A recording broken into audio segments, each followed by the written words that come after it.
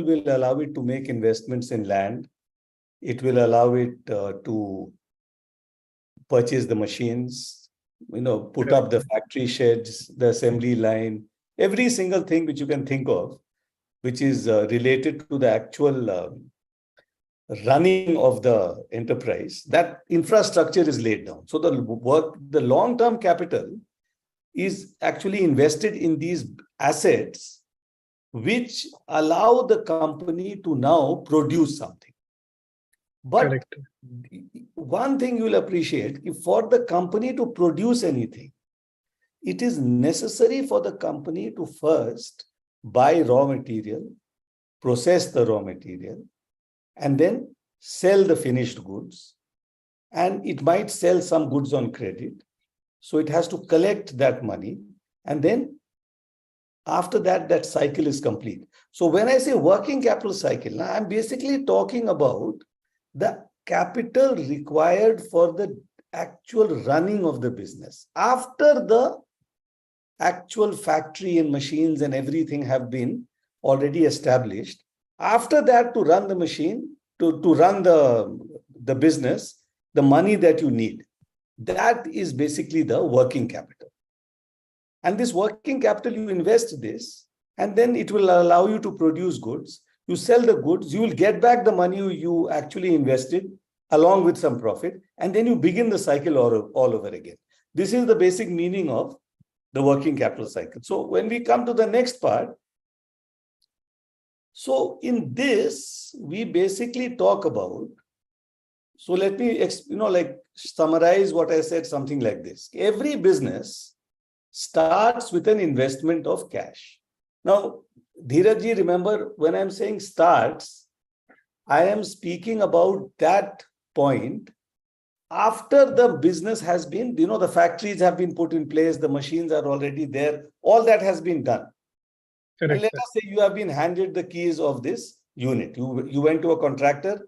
I want this built. I want these machines installed. These machines will be used to make, let us say, plastic buckets. All that is there. Now you have to start. Now to start, you require cash. And what will you do with the cash? You will buy raw materials. You will buy fuel. You will, hire people. All sorts of things you will do. Now the raw materials will then be converted into finished goods. So you will have an industrial process, and you will use that process to actually convert these raw materials into finished goods. So once the actual goods are ready, in this case, I said plastic buckets.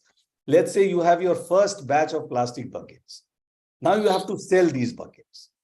So, simultaneously you are marketing, you are doing all these things.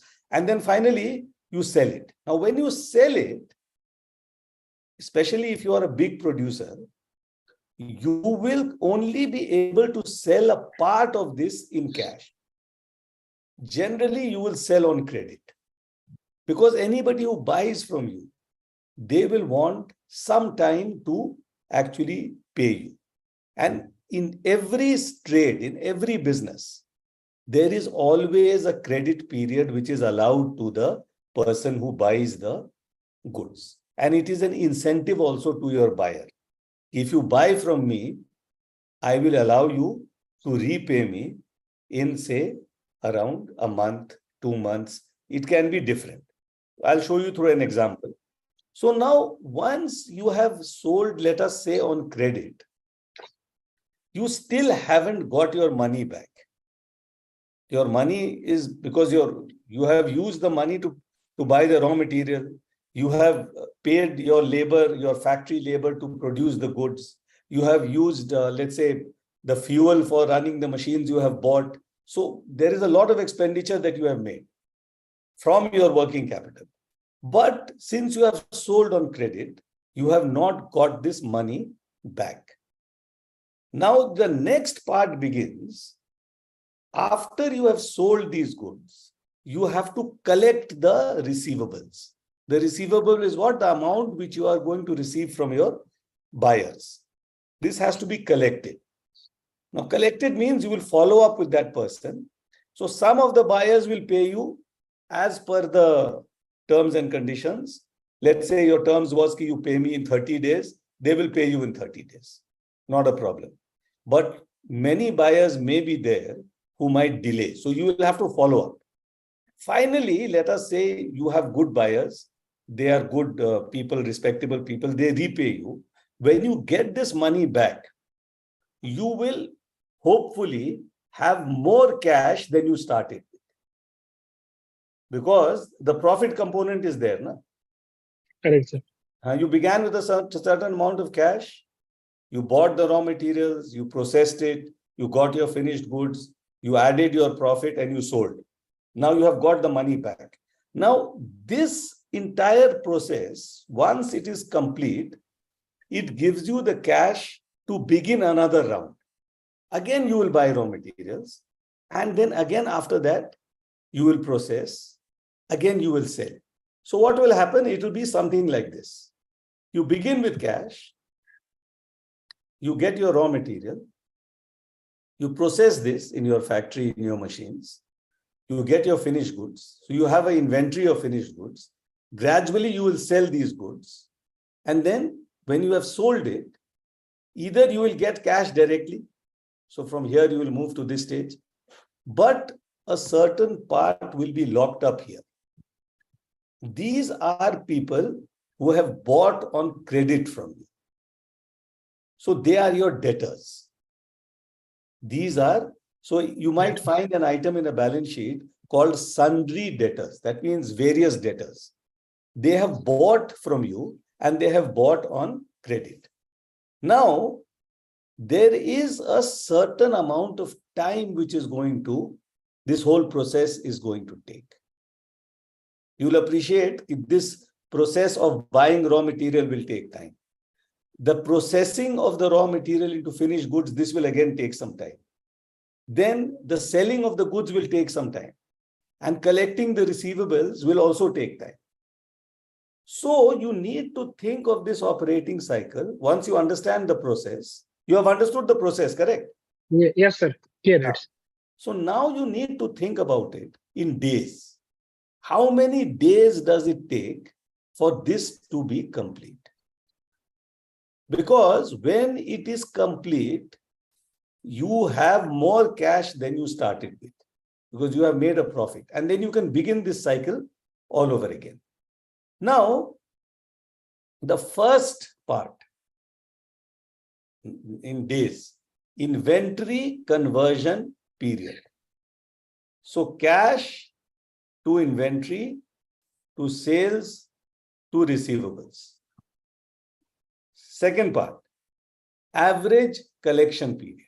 So these accounts, the receivables that you have out here, how long does it take to collect this? Let's say your terms are, you pay me on the 30th day. And all your buyers are very good and all of them pay by in 30 days. That means in your operating cycle, 30 days is going here. Some days will go here in processing. Some days will go in the actual acquisition of raw material. Some period is going to go in selling the goods. So what I'm trying to say is that the number of days in this cycle will be decided by all these different, the time taken for all these different steps in the process. Now, if I want to calculate this, so what I can do is, I can take the inventory conversion period plus accounts receivable.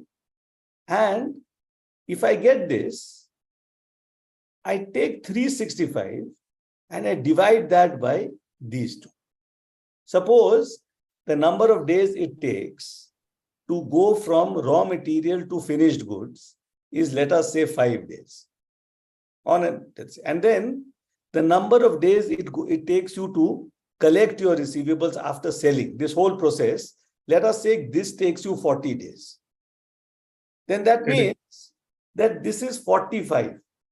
This ICP, inventory conversion period, plus the accounts collection period, this is coming to 365 by 45. By 45. So that will give you a certain figure. So that many cycles you can do in the year. Suppose we take this 365 by 45 and see what it comes to. So I'm just doing it on my calculator here. 365 divided by 45. I'm getting 8. Basically, Correct. what this means is it is possible for me to do this 8 times in a year. That means one cycle of producing goods, selling the goods, and getting my money back. That type of cycle in which in each cycle you are making a profit, remember. So basically what happens is, if I can do 8 of these in a year, then that means I'm really doing very well. In every quarter, I am doing 2. 1.5 months roughly, 45 days Correct. is 1.5 months. So I'll be actually earning money. See, as a banker, this is something which was very important for us, because when somebody came and asked us for a loan, we had to understand how much money he actually wants. So let's say that this guy, he starts off with 1 lakh. And then with this 1 lakh, he is able to basically, at the end of this complete period, 45 days, he, let's say, manages to convert the raw materials into goods. He sells those goods, he collects it. 45 days later, let us say he has 1,25,000. Now he begins the process again. Now he comes to us. That means the sales which he generated was 1,25,000. Correct. That is the amount Yes. for which he sold the goods. Now, 1,25,000, if you multiply this by 8, you are going to get 10 lakhs. 10 lakhs. So somebody may come to the banker, people would come to us, sir, we have an annual sale of 10 lakhs. So give us a 5 lakh loan. And then we would ask them this question. At a time, how much do you actually buy? How much raw materials do you buy? How many cycles are there in your business? And then when we went into it in detail, if we managed to get the correct information, we would find out correctly that basically this guy is making sales of 10 lakhs, but the amount of money which he actually needs to run the day-to-day business is actually only 1 lakh. Therefore, the amount of loan which he should be given should only be 1 lakh. You understand? Because Yes. he doesn't need 5 lakhs. And the moment you give him 5 lakhs, it is useless. Because he doesn't have the capacity to run the business with 5 lakhs. So far, the number of customers he has, whatever he has, that is only worth 1 lakh. He can do 1 lakh worth of, produce 1 lakh worth of goods, sell it. Later on, he may expand.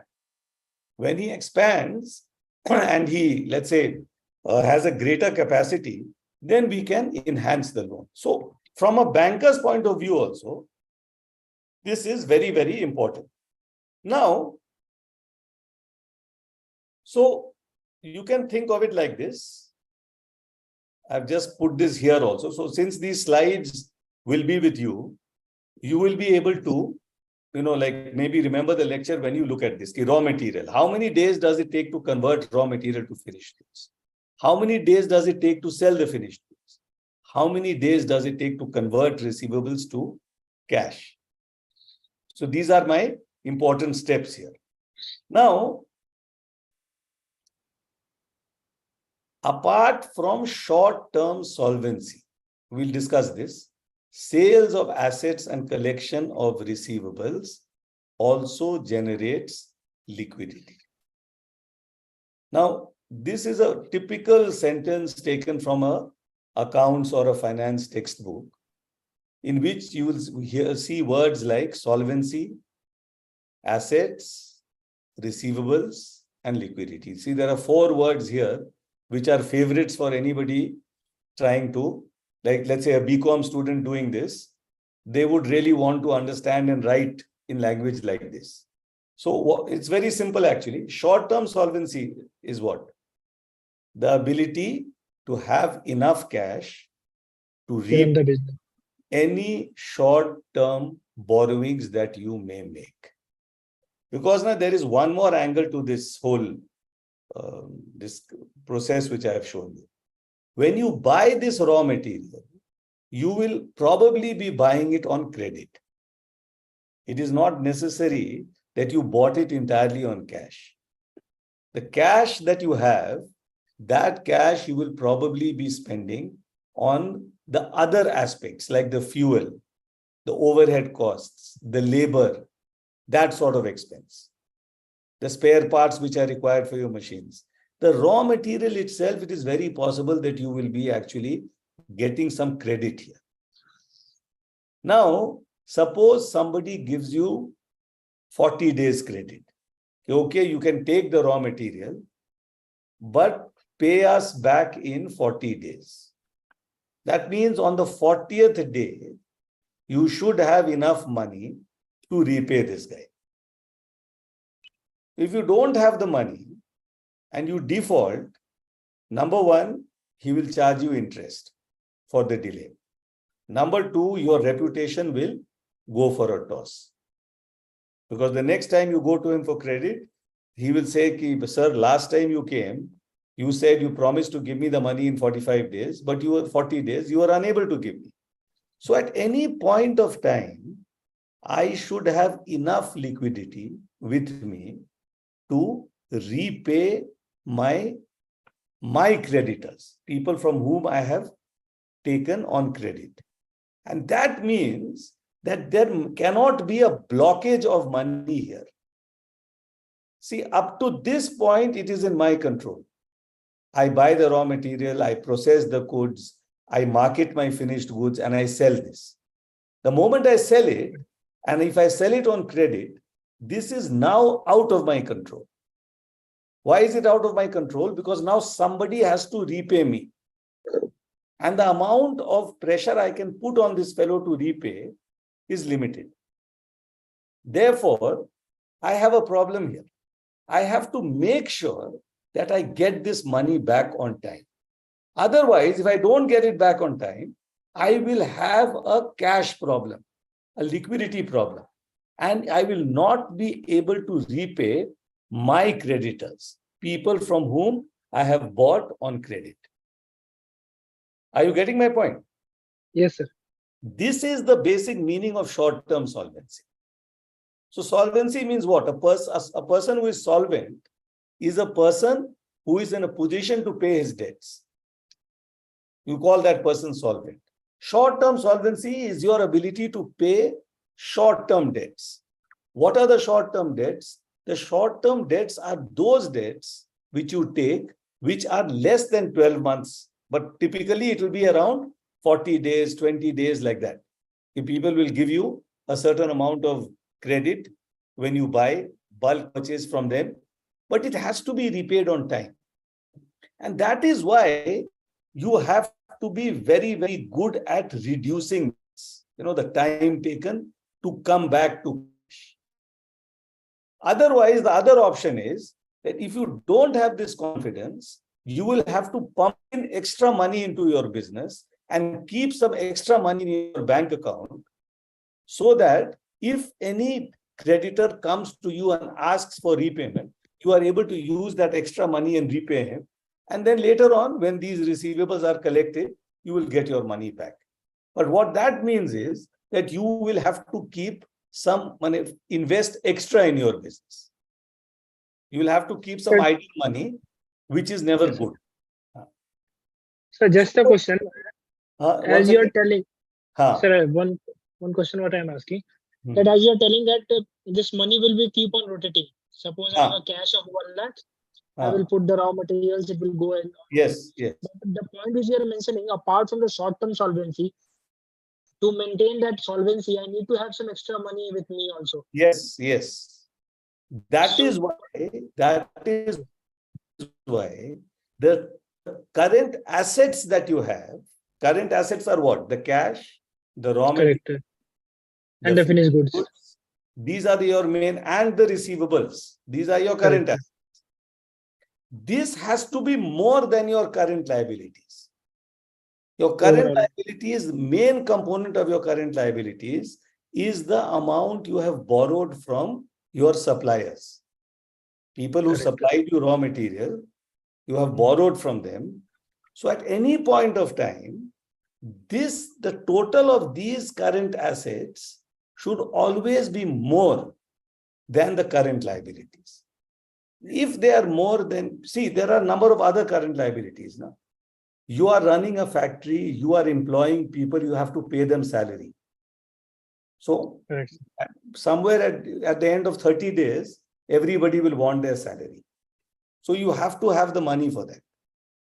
At some other point, some people will, your factory, maybe you're paying rent. That rent has to be paid in 30 days. Some provision has to be made for taxes. Maybe there is an insurance premium to be made. Maybe there is some bank interest to be paid. So these current liabilities that you have, the total of these current liabilities should always be less than the total of these. And the extra component that you have in your current assets, that is basically in cash in your bank account. Because in case any of the current liabilities becomes due and that person comes and demands the money, your workers demand the money, your landlord demands rent, your suppliers demand repayment, you should have enough cash to repay them. So basically, that liquidity aspect has to be taken into account always. And the amount of liquidity which you need depends on the length of the operating cycle. See, if the operating cycle is very long, that means this cash conversion is going to take place in a longer period. During that period, your money has been invested. It has not come back to you because it's locked up in receivables. To run the business, you will need to have some extra cash with you to meet whatever requirements are there. The same liabilities which we spoke about, the salaries to be paid, the rent to be paid, the telephone bills that are there, the mobile bills that are there, all those will have to be paid. Yes? Okay. So, essentially, the need for liquidity arises out of a need to meet payments. This, of course, is directly related to the speed with which the debts are due for payment. So, the number of days of credit that you have got, that will decide the amount of liquidity that you require. If your suppliers are very harsh, if they insist on the 14th day and your process itself is going to take 45 days, then you will have to make some arrangement for that period when you do not have money. So extra cash has to be available with you. This is the point I'm trying to make here. Now, there are other things which we can look at. The accounts receivable, how long does it take to get cash from your debtors? Suppose we calculate this. Right now, we was just taking an ideal scenario in which we said that you are giving, let's say, 30 days to your debtors, and they are being able to pay in 30 days. But some debtors will not pay in 30 days. So how long does it actually take? So in this case, collection of receivables is a source of liquidity, and therefore the time taken to collect is important for the company. This point we have stressed. So to find out the average, the accounts receivable turnover, you take the sales figure. Basically, you should be taking the credit sales and you divide this by the average accounts receivable. So ideally, instead of total sales, we should consider credit sales, but the credit sales figures of most companies are not available. Suppose you want to calculate this for a random company. You will get the total sales figure. For average accounts receivable, you can take the opening and closing figures in the year and get the average. It will tell you how many rotations there are in your receivables. Basically, the more rotations there are, that means the more frequently you are being able to collect the money from your buyers, and you are being able to reinvest it. And that will tell you the time actually taken. I'll show you through an example. So, first step is to calculate the receivables turnover. So, accounts receivable turnover equals to this, sales divided by average accounts receivable. Second step, divide 365 by the receivables turnover to get the collection period. So once I have this, I take 365, which is the number of days in the accounting period, and I divide this by the accounts receivable turnover, which I get in this way. Once I do this, I am able to understand the actual number of days in my collection period.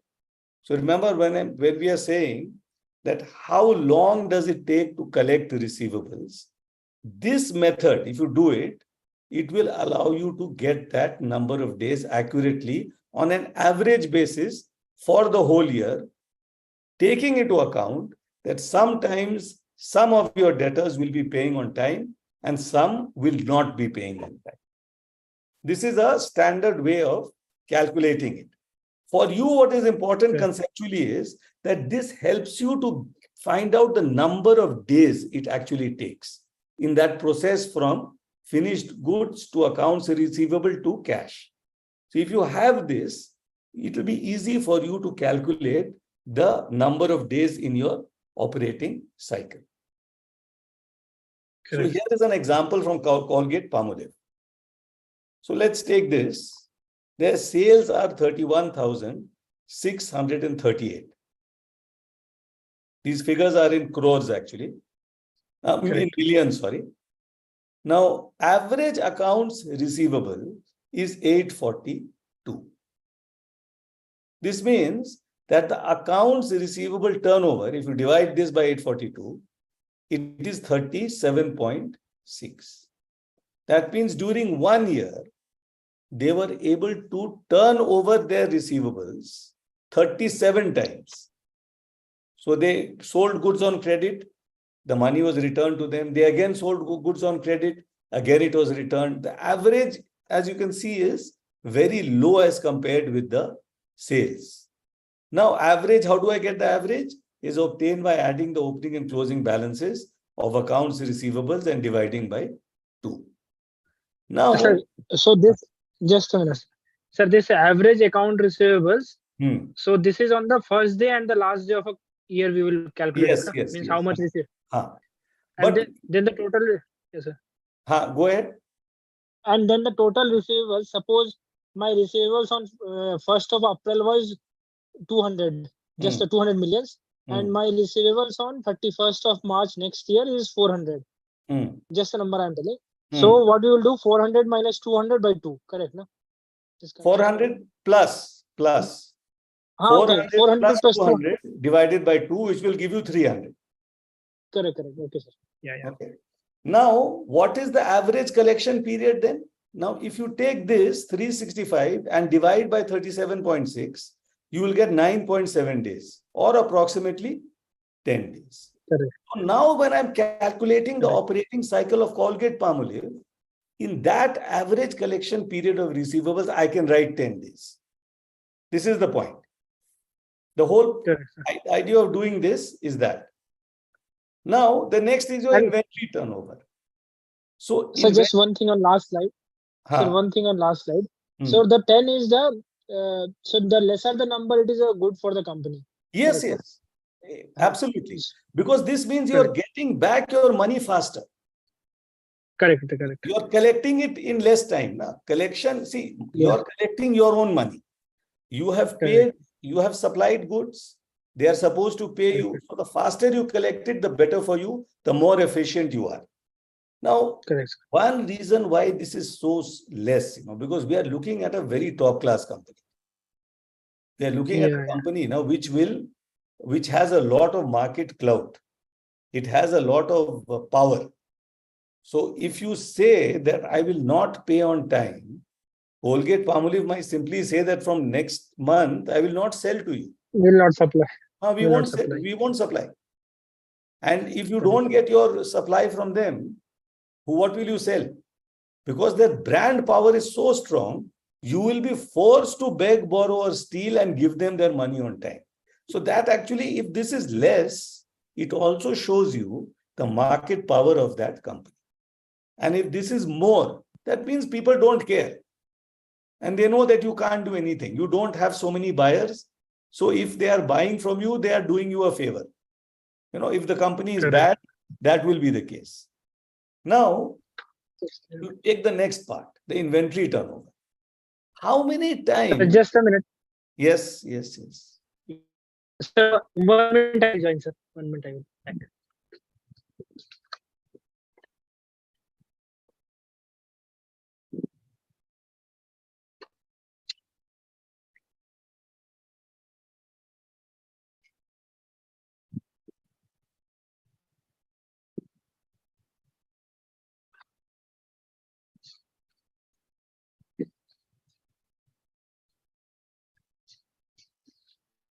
Yes, sir.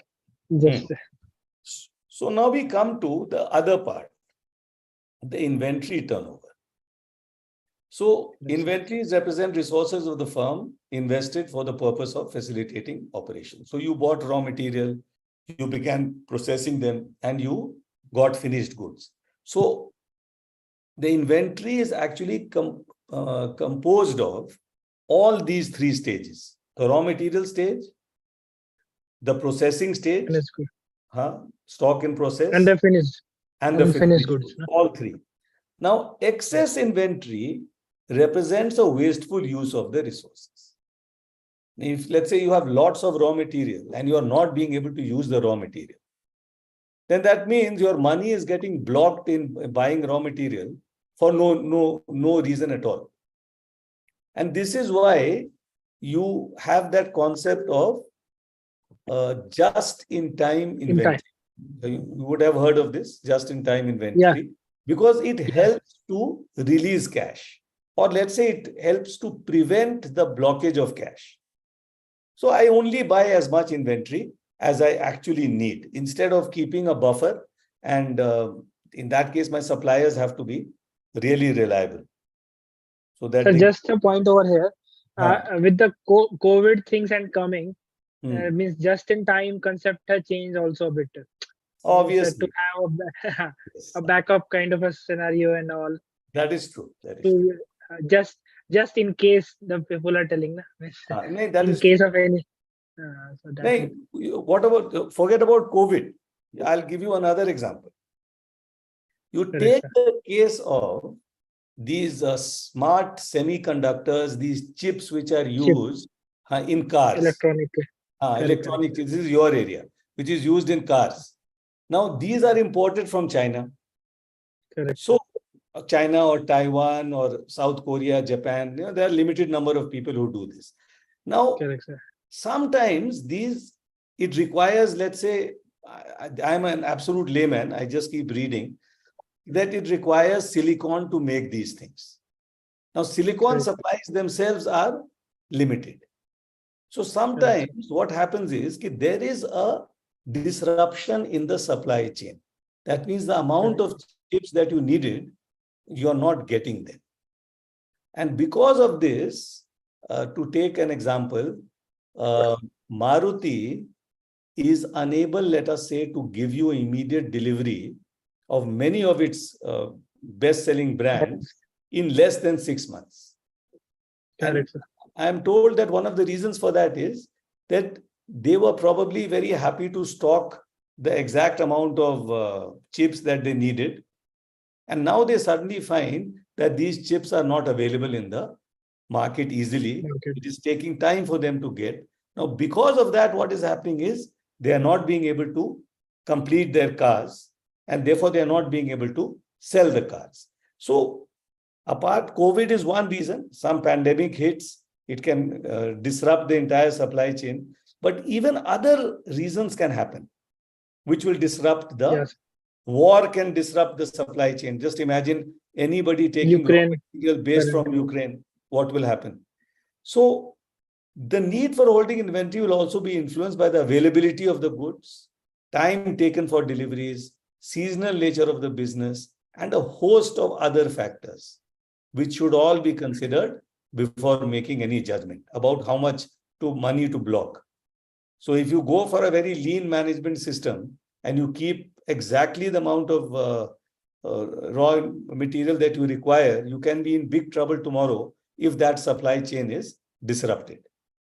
So inventory, remember, is related to the cost of goods sold, COGS, not sales.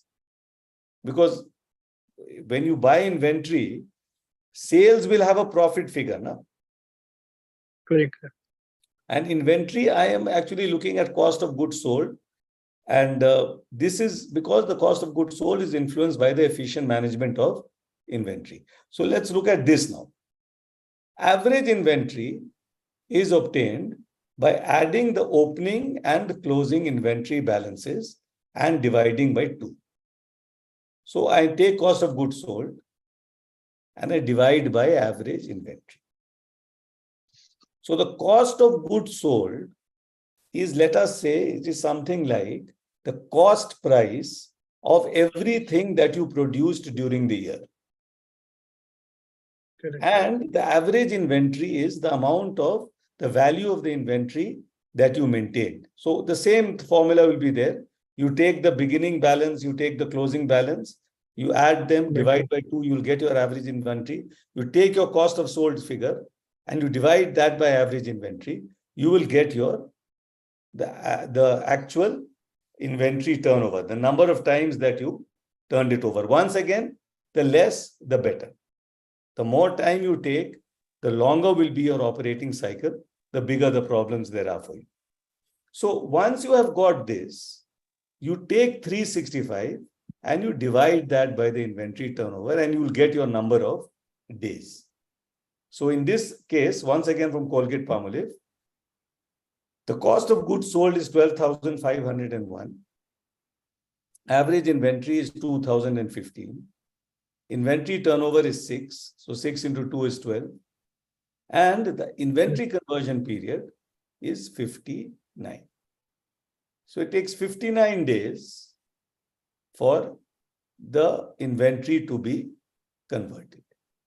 This is the process here in at Colgate-Palmolive. Now, this is an industrial process. There is a certain amount, there's a limit to which they can actually control this. Because that much time is taken, there is nothing they can do. Now, the next part, accounts payable turnover. There's one more part here. No?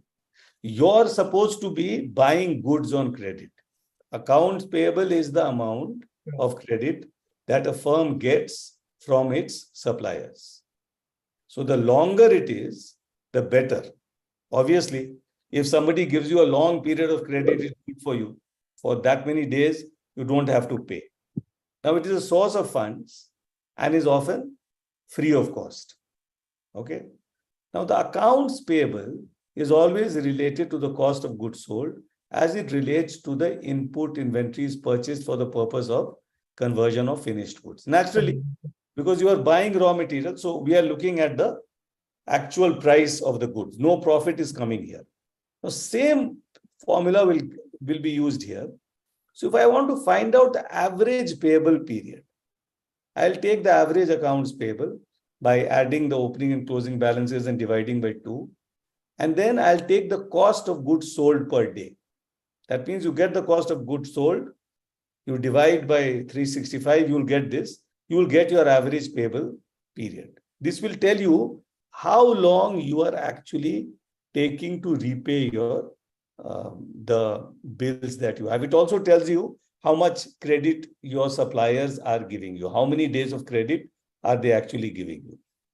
You can also do it this way. First, find accounts payable turnover. Sir, this cost of goods will have so many other components also. At the first you have said, no, average payable period is equal to average accounts payable by cost of goods sold per day. Hmm. So, but the cost of a goods will have more than the raw material, means whatever I have to pay to the vendor. Up till the actual production of the goods, without taking into account any administrative cost. For example, you're not going to consider marketing, you will not consider anything else. Only the costs at the factory level in producing the goods.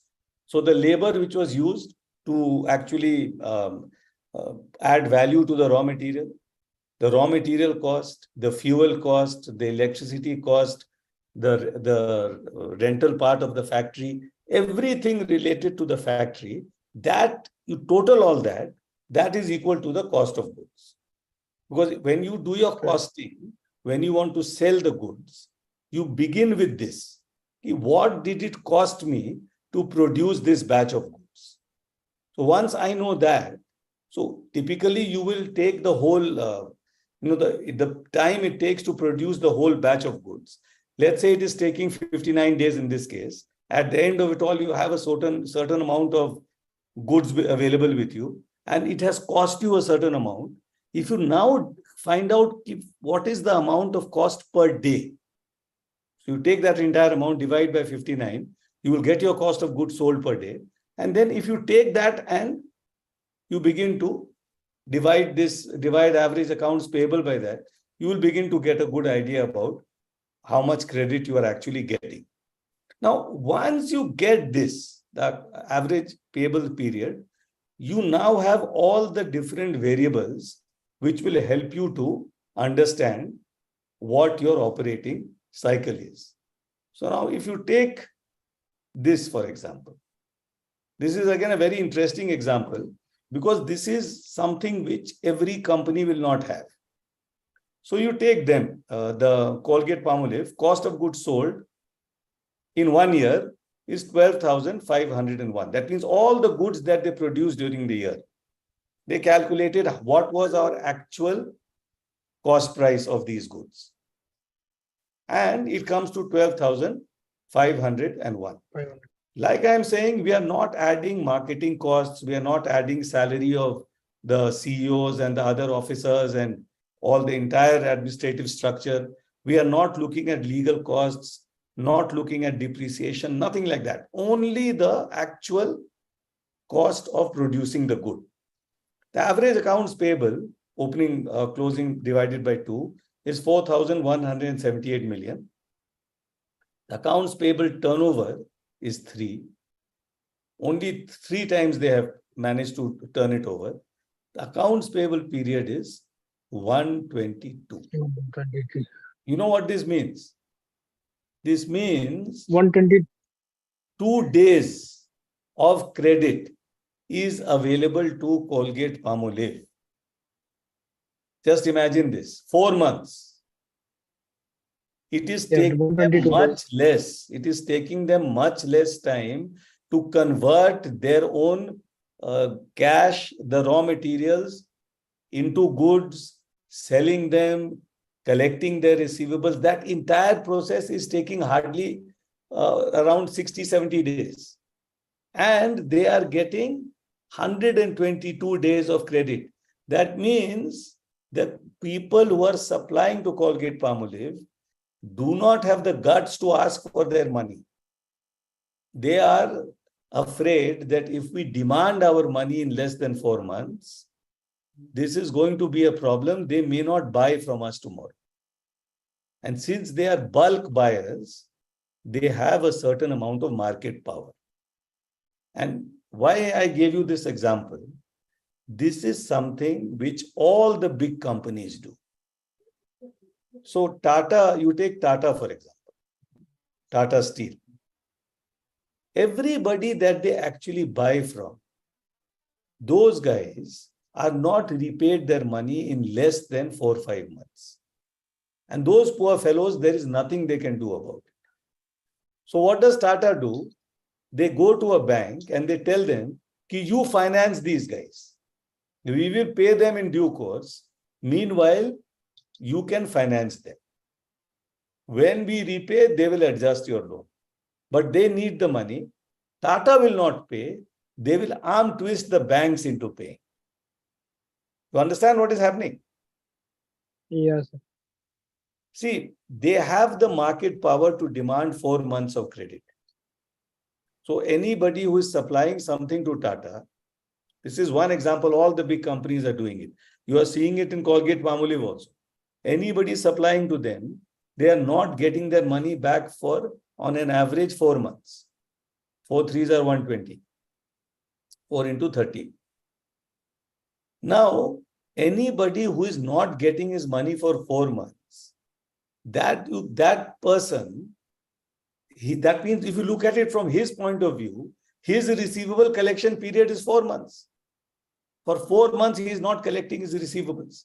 So he puts his cash, produces whatever is required by Colgate-Palmolive, sells that raw material to Colgate-Palmolive, and then he still does not get back his money for 4 months. So how does Colgate-Palmolive help him? What they can do is, they can tell him, you get a piece of paper, we will sign the paper, and we will say that, yes, after 4 months, we will pay. You take it to a bank, the bank can give you the money. Take the money from the bank, pay them a little interest. It doesn't matter. You will retain our business. Now, any company which has this sort of leverage in the market, this sort of power in the market, they will always be very comfortable as far as cash is concerned. Because this means that these chaps are not paying for their raw material. They are buying the raw material on credit, they are processing it, and then they are selling it, they're collecting their receivables, they are getting their money back. And long after that, they will be repaying the persons from whom they had bought the raw material. Think about it. It is a classic example of market power. Now, you look at this. Now I'm taking it to the logical conclusion. Average collection period 10. It took 10 days for Colgate-Palmolive to collect their debts. Money. Inventory conversion 59. So operating cycle is 69 days. The average payable. Therefore, cycles per year is basically 5.3. That means 360 divided by 69. They can do 5 rotations of this. Remember, we said that cycle will tell you, yes, sir, how many cycles you will be able to do in 1 year. So if I take 69 days to complete one cycle, roughly 70 days, 75 is, I can broadly do 5 cycles in 1 year. If I am doing 5 cycles in 1 year, my operating cycle per year is 5. My cash conversion period is minus 53. That means I am having the money, that extra cash with me for 53 before I am paying back my suppliers. This is what this is telling us. Now, if you take this for a normal company, it will not be minus. It will be plus. But I just try to show this to you so you understand what market power is all about. Understand? Correct, sir. So this, Dheeraj, brings us to the end of our discussion on working capital cycle. So now the last section, which we will talk about, will be about banks. And after that, we will close this session. But like I told you the last time also, you will share the PPT. I'll share the PPT number 1. Apart from that, if at any point of time you feel that you require my assistance, all you have to do is to get in touch with me, and I will be definitely helping you. For sure, sir. After going through the PPT, I will connect you. You connect again is not a problem. The purpose here is not to simply pass the time. Purpose here is that you should, at the end of it, feel that you learned something, that it helped you in some way or the other. So let me start with the next part, banking basics. For me, of course, this is always very interesting. I hope I can also make you feel interested in this. Okay, let's start with some basic figures. This is, broad statistics about the banking sector. These figures are mostly from 2021. Number of public sector banks are 12. Number of private sector banks, 21. When I was in the industry, this figure was much more, but many of the banks have merged together. The number of scheduled small finance banks are 12, and the number of scheduled payment banks are 6. We'll discuss this in a little while. These are banks which did not exist when I was there. This is a new type of bank. The number of scheduled foreign banks are 45. Some of them are very small. Some of the major players, Citibank, Stanchart, correct. Deutsche Bank. The number of employees for public sector banks is 7,71,000 almost. And very interesting, almost the same number is there for private sector banks. In my time, the private sector bank was a very, very small employer. It used to be a very small employer, correct. But now it has changed. And the biggest employer among all banks is HDFC, which has almost 150,000 employees. So average deposits I'm giving you, this is 46.86 lakh crores.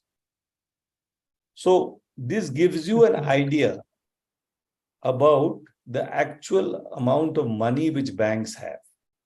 And whose money does this belong to? It is our money. All members of the public, they all deposit their money with the bank. And basically the banks acts as a custodian for our money. So essentially, it has the money of everybody, including the government. And that is why this figure is so huge. The credit figure, there is some mess up with the, I was trying to get you a figure here more correctly. It is around 30 lakh crores, but I will get this figure correctly and give it to you. I'm not showing it to you here because I wasn't able to get a very accurate figure, the latest figure here. The CD ratio is the proportion of between the credit and the deposits. So it's coming to 71%. That means if I have 100 rupees of deposits, I am giving 71 rupees as loans. 30 I am not giving as loans. You will see in a while. Now, if you look at the structure, it's something like this. At the top, of course, you have the Reserve Bank of India. So it regulates all the banks. It gives the licenses. It oversees the functioning. Now, broadly, the big players here, commercial banks, and then you have the cooperative banks. Now, the commercial banks can be divided into scheduled banks, non-scheduled banks. Now, this part, the non-scheduled banks, this is only seen in the cooperative sector. You don't see this anymore. There was a time when this was significant. For all practical purposes, when we speak of banks today, we are talking about scheduled banks. Why are they called scheduled? Because there is a schedule of the RBI and these names of these banks are listed there. So the RBI knows that these are my scheduled banks. They are banks which are generally pretty important in terms of the amount of deposits that they have, in terms of the amount of credit that they give. So these banks are the banks which actually are the ones, when we say banking, you're talking about this, scheduled banks. Now, these in turn can be divided into public sector and private sector. The public sector bank is simple enough. State Bank, nationalized banks, Bank of Baroda. Then you have the regional rural banks. Now, the regional rural banks, there are 56 of them. They are sponsored by the public sector bank, supposed to be working only in the rural areas, in which the bank will have 35% of the capital, Central government will contribute 50% of the capital, and the remaining 15% is contributed by the state government. So these three get together, they put up the capital, they start the bank. The bank operates mainly in the rural areas. And the idea is that problems which rural folk face, this was once again something which used to happen in the days when connectivity was not there, before internet, before, this whole ICT backbone was built up in those days. Nowadays, it is very common for a commercial bank to set up its branches in very remote areas because it is possible to do the job through the internet connectivity itself. So people can actually visit borrowers or depositors at very remote locations and provide them with banking facilities thanks to the computers which are there, the laptops which they have, and the connectivity which is there. So our country that way is much, much better than many developed countries. To the extent to which these facilities are available, for example, we do much better than Australia or New Zealand. Considering the expanse and the remote areas which we actually send our banks to. Now look at the private sector banks. First, you have the old private sector banks. These are the banks which existed prior to 1969. 1969 is a landmark year because in that year, banks were nationalized by the Indira Gandhi government. In the Congress government in those days, they were basically into that socialism thing. So they said that we must nationalize all banks. So all the big ones were nationalized. And then the old public sector banks remained. The new private sector banks came only after 1994, when the policy of liberalization came, Narasimha Rao government. And in that period, you had these big banks which were created, which are today the major operators in the private sector bank. HDFC, ICICI Bank, Axis Bank, used to be known as UTI Bank. Okay. Correct. Now, foreign banks, Standard Chartered, Citi, HSBC. So this is broadly the structure that you have. And then you have the cooperative banks, which unfortunately, most of them do not function in the way a bank should function because they tend to be captured by the politicians of the state. We see this a lot in Maharashtra. And because of that, they control the money which comes in. They often divert the money to their own favorite people. It becomes NPA, it becomes a problem. But this is broadly the structure that we have. Now, from 2015 onwards, we began having this concept of differentiated license. What does this mean basically? Before 2015, a bank was given a license by RBI, and as per the license, it was permitted to do any banking activity. It could accept money, it could give loans, it could make payments, it could issue drafts, it could issue letters of credit, it could do anything. It could have a locker facility, all these different features of banking. Once a license was given by RBI, basically they were able to do all these things. 2015, basically when Raghuram Rajan was there as the governor of RBI, he said that maybe we need to have some banks which are smaller in nature and more focused about what they do. So every bank cannot provide everything. So let us have banks which will basically be targeted towards financial inclusion. That means try to get these banks to offer very basic services to poor people and people who may be not so comfortable with the bigger banks. So he created these, he gave licenses to 11 entities. And then they set up these payment banks. Now, in these particular banks, they do not give loans. You'll be surprised to know. These payment banks are only about getting the deposits of people. They mobilize the deposits. How does it make money then? if it doesn't give loans? Because this basic, that a bank or any money lender, what do? They take money, they lend that money, and the margin between the amount they pay for getting the money and the amount they lend the money at, that amount is their profit. Now, a payment bank does not do this. It does not lend money at all. So they will not have any NPAs. Look at the advantage. They will do the services. They are doing the services. They will give services. So how do they get income? They will take the money that they have from the public and they will invest in government bonds.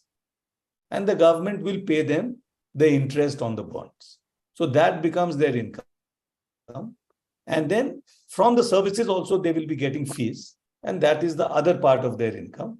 And on that basis, they are able to run. The advantage in this is that this bank will never have the... See, normally banks, the big risk is that the loans that you give, a certain percentage goes bad. People don't return for whatever reason. And because of that, you suffer a loss. It eats into your profits. The other type of license which Raghuram Rajan issued was to what he called a small finance bank. So 4 of these banks have been set up since then. Now, what can these banks do? They can conduct deposit taking, small loans lending. So what is small loan lending? What the license says is 50% of your loans should be given for loans up to 25 lakhs only. So the moment you bring this restriction, you are doing 2 things. Number one, you are ensuring that the bank does not lock up too much money in one account. It is spreading the loans over a very large number of people. The second thing which this will do is, no big player will come to you for a loan. Persons who come to you for a loan will be small players, people who will be comfortable dealing with a small bank like you. So the idea was that you target smaller individuals and businesses, and this will also allow more access to these sections, the smaller businesses. And 50% of the loan portfolio should be in this segment, where it's all below 25 lakhs. This was the whole idea. So these banks were also set up. And so today you basically have these 3 types of banks which are there in today's environment. You have the regular commercial banks, public or private. You have the payment banks, and you have the small finance banks. Now, sir, example of a small finance bank, sir. You have AU Finance Bank, you have Bandhan Small Finance Bank. Lots of them are there nowadays. Okay. So there is a power cut, so it will. No problem. My mobile connection is. It will come. I think. It will, no issues. Just give me a minute.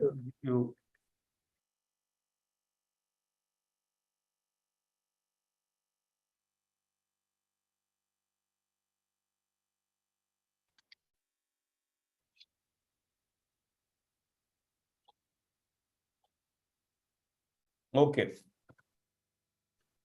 So AU Finance Bank is very active here. Then there's Utkarsh. Yes, now I remember. Utkarsh Small Finance Bank. These are all listed banks. In fact, so they are having a limit of 25 lakhs, sir. Means maximum 50%. 50% of the loans should be within that 25 lakhs. The other 50% they can give to larger people. But what this will ensure is that the credit portfolio of these banks, the loan portfolio, will be very well dispersed. It will constitute of a large number of small loans. So the risk from an individual loan will be less. Like you keep reading, that Vijay Mallya ran away with so many thousands of crores. That will not happen here. Because they will never give a loan that size. So even if, let's say, some of their defaulters some of their borrowers default and they don't pay, the amount per borrower will be very small. So that way you reduce risk. See, in the payment bank, you don't let them give a loan. You take their money, put it in government bonds, no risk. So this is a way of de-risking the smaller banks. That's one way of doing it. Now, let us get into the mechanics of banking. Just a minute. Just give me a minute. Okay, sir.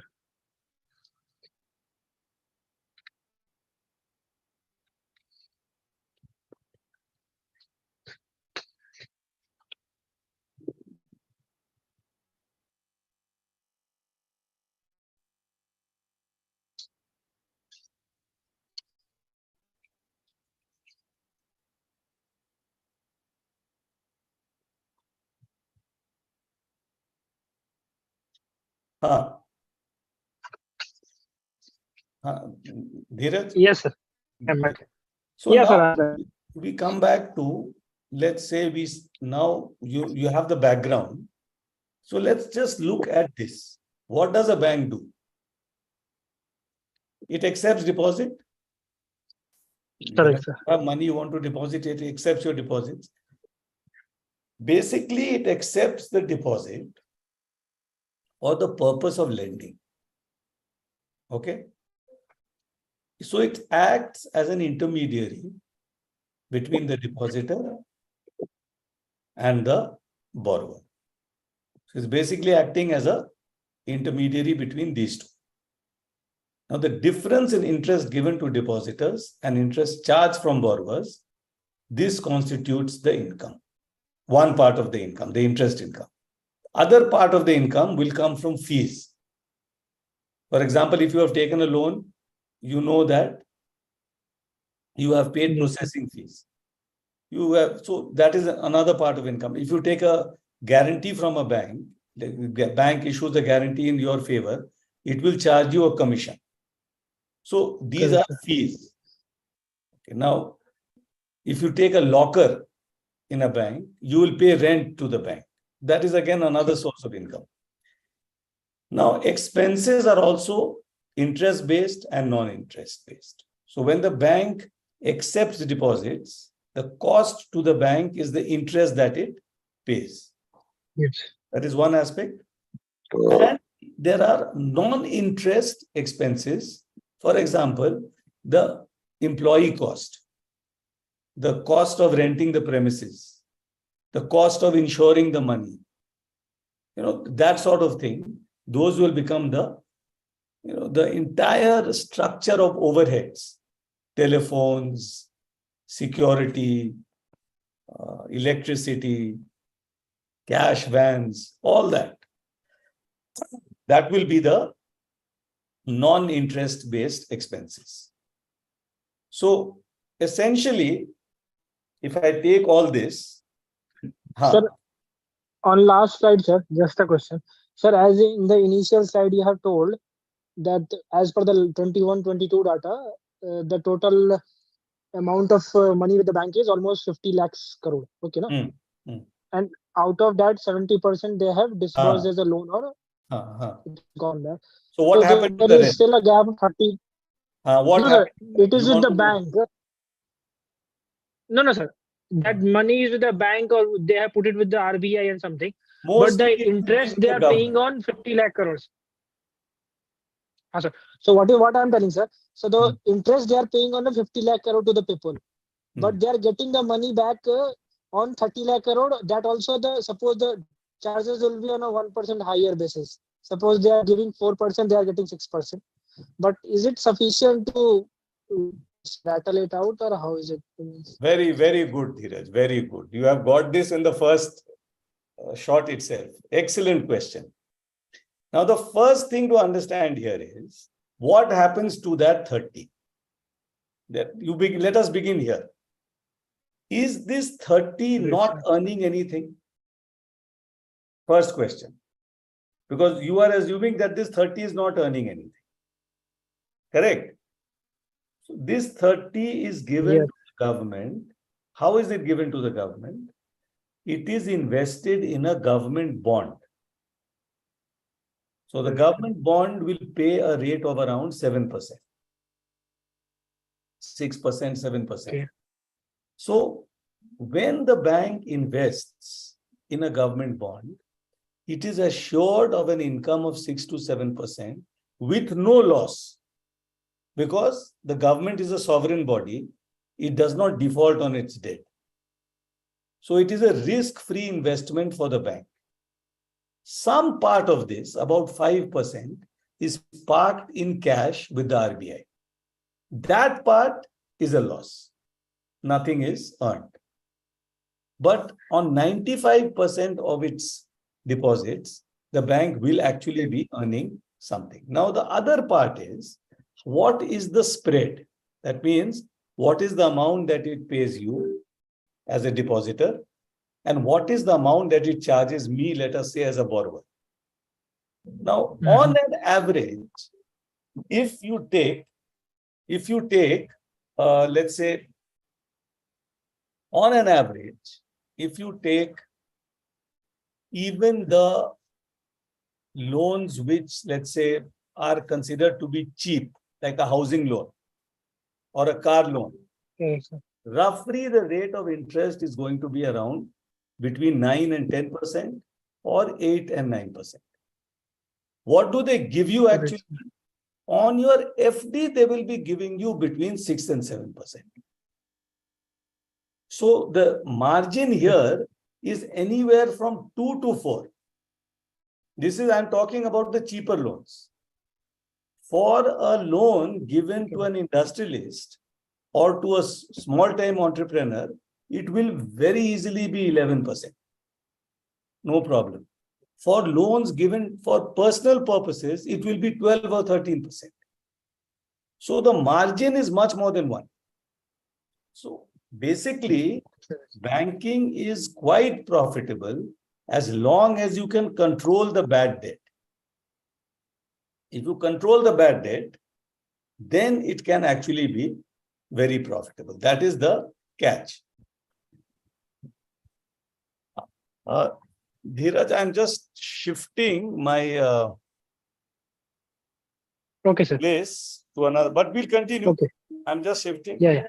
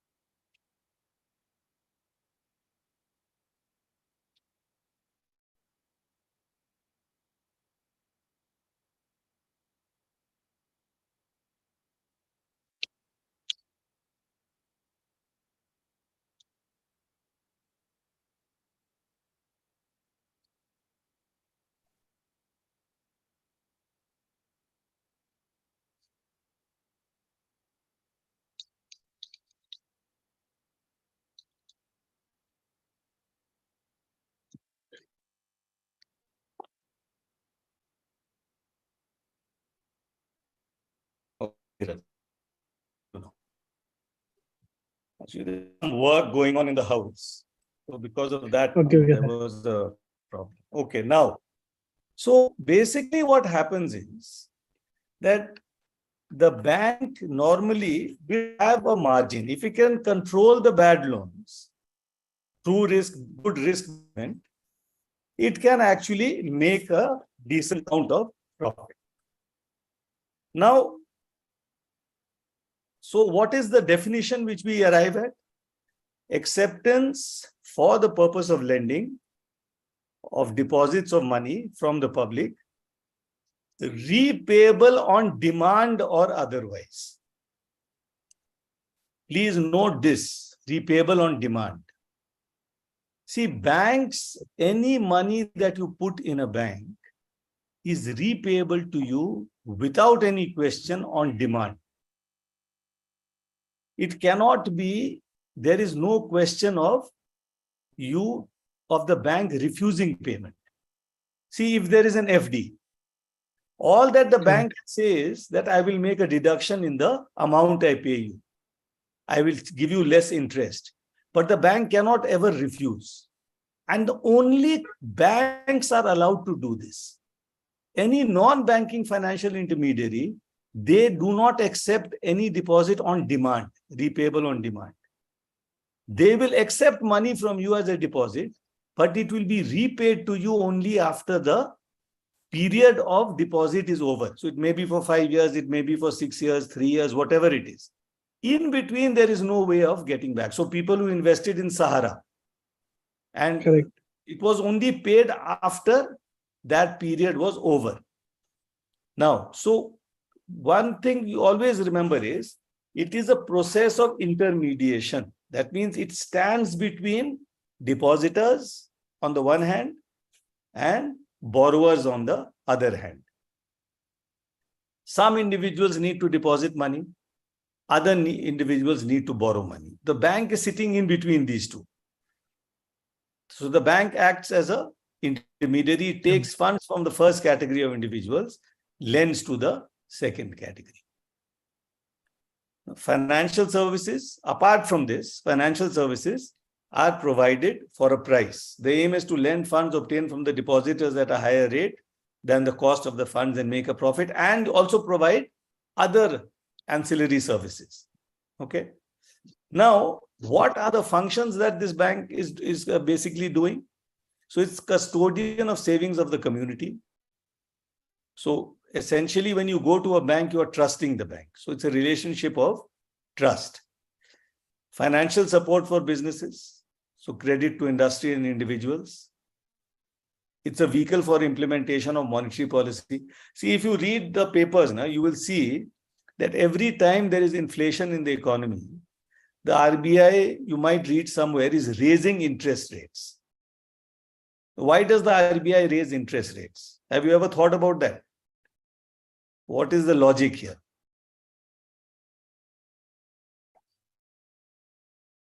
To maintain the cash flow in the market and all. Think of it like this. When you have inflation, the classic economic theory says that there is too much money chasing too few goods. Therefore, the goods cost more. You're getting the logic?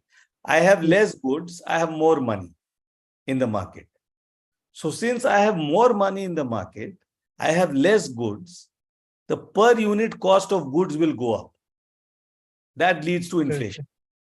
Okay. Now, if this is the case, then one way of tackling inflation can be reduce the amount of money. If you can pull out money from the market, this will help to bring down the supply of money in the market. And if you bring down the supply of money in the market, it will help to reduce inflation. So how do you bring down the supply of money in the market? What you can do is you offer higher rates of interest to the people. So that is why the RBI will say that I want to raise my interest rate. But who will take this? We don't deal with RBI, you and me. We only deal with our own bank. So who will take this particular thing to the public? The commercial bank will do that. Because when the RBI raises its interest rate, it will have two impacts.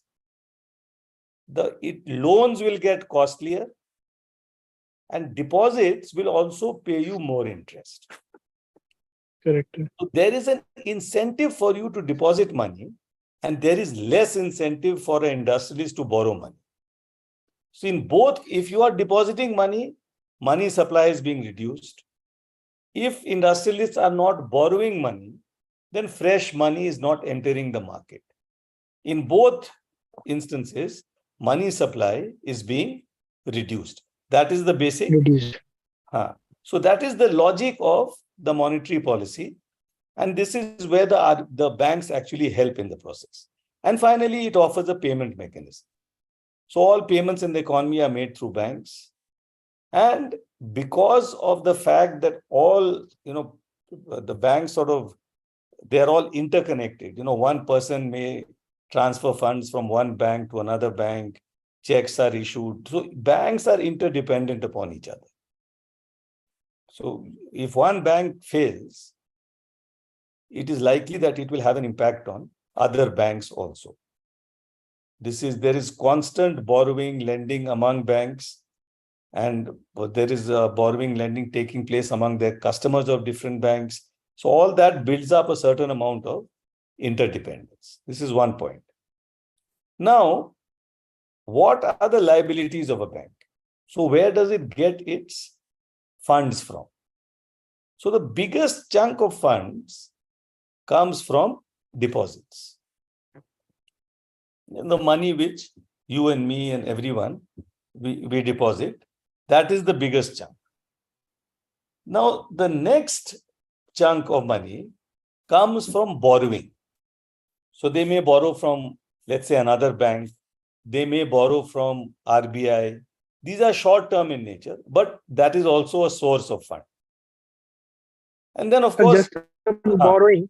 Sir, why a bank need to get the borrower for money? In case the difference is always higher. Think of it like this. In the day-to-day running of its business, let's say that it has taken deposits from somebody worth 500 crores. Big deposit. See, deposits, all sorts of deposits are taken now. From you and me, the deposits are in thousands or lakhs. From institutions, the deposits can be in hundreds of crores.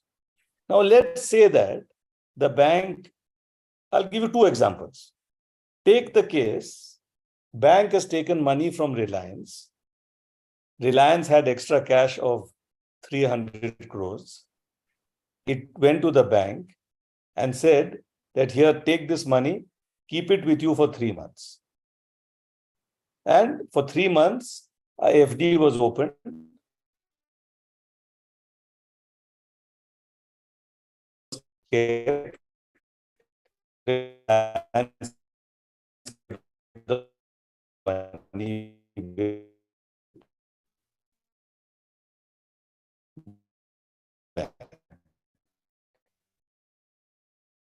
Now, suddenly, needs the money. The bank, you hear me?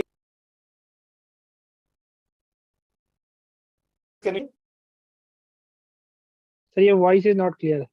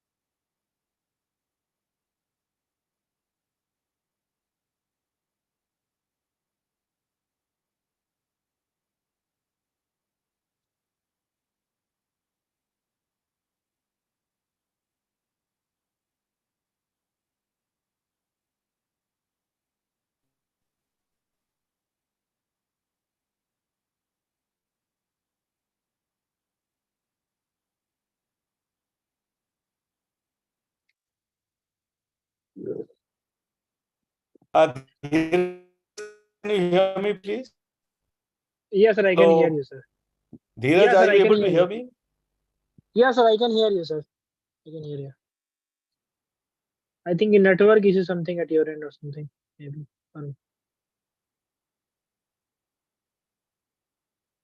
There is a problem with the network. Now it is okay. I think picture is Can you hear? Can you hear me? Yeah, sir. I can hear you, sir. It's Okay. So there is some problem with sharing the screen. That doesn't matter. I will okay, sir. just explain this to you. So Right. what happens is, I was telling you that the bank has taken money from Reliance. They have taken for 3 months. And then Correct. suddenly on the 20th day, Reliance comes and says, give me back my 300 crores. Give me back the money that you had taken from me. Now, where will the bank get that money, that 300 crores? The bank has not made any previous arrangement for that money. Correct? Correct. The bank has not arranged the money. Now, suddenly, this money is demanded by Reliance. Now, in this instance, the bank will have to borrow the money. Now, who will it borrow the money from? They will borrow the money from some other commercial bank which has excess cash. So, in this way, a borrowing starts. Then sometimes the bank may need funds for 10 days, 15 days. It might borrow from RBI. These are two examples. Now, let's say that the bank has a chance to give a very good loan to a very good industrialist. But it requires a lot of money. It requires 500 crores. It is going to take it some time to mobilize this money from the public. So, and use this money to fund my borrower. In another 15 days, I will get this money back from the public through deposits, and I can then repay RBI. So these are, examples of borrowings by banks. Now, Clear. the other aspect is, what are the assets that the bank has? See, the assets that a bank has, the biggest asset that they have are the loans that it gives. Number one.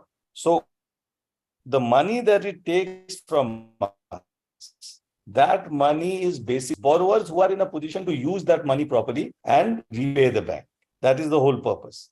Now, what happens is, if for any reason the borrower business runs into trouble and the borrower is unable to repay the bank, then the bank begins to face a major problem because the money which it had paid, it gets blocked. This is the biggest risk which a banker faces, default risk, the risk of default. And in some cases, where the borrower is absolutely unable to repay, then the bank actually gets into a loss, because it has to write off that particular loan. So that is one major problem. The second type of asset that the bank has are investments in government bonds. So the bank is required to invest a certain part of its deposits in government bonds, and that is the second part.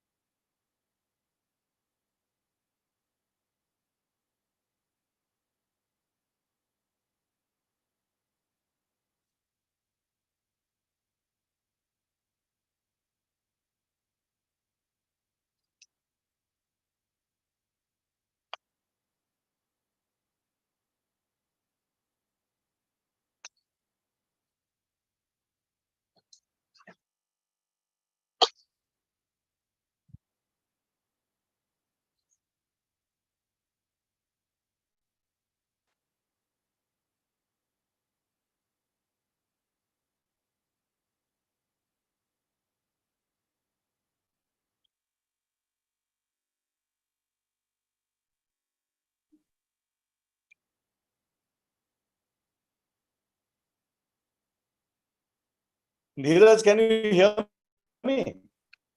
Yes, sir, I can hear you. What we will do is, I think I'm having a solid internet problem here. Yes, sir. So let us end the session here today. Okay, sir. And whenever you want, now you let me know on WhatsApp. Okay, sir. And I will set up a Zoom on my own, and you can discuss this further. Okay. And meanwhile, sir, you I'll share the send the PPT. presentation. That will be helpful, Okay, sir. I'll You send share the. presentation. Yes, sir. So we'll Thank end you. it here today because of the internet issues here. Okay. Yes, then. sir. Okay. Bye. Thank you, sir. And keep in touch, please. Okay. Definitely, sir. Good night.